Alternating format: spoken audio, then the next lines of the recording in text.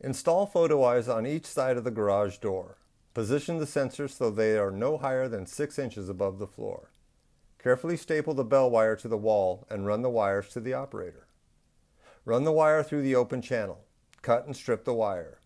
Use a small screwdriver to push the lever on the photo eye terminal block. Insert 1/2 inch of the wire into the terminal while pushing in the tab. Repeat for all 4 wires. Use all 4 terminals. Do not make twisted pairs. Plug the door control wire into the terminal marked wall panel. Run the wire to the location where console will be mounted. Remember, position 5 feet or higher above the floor to keep out of the reach of children, within sight of door, and free from any moving parts on the door. Fasten white wire to U+ terminal. Fasten striped wire to U- terminal. Fasten one of the number 6 by 1 3/8 inch screws to a solid surface.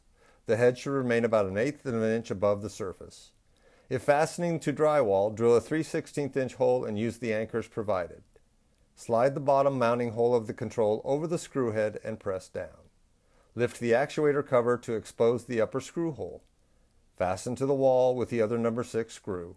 Flip down the actuator cover. Next, plug in and power up the operator.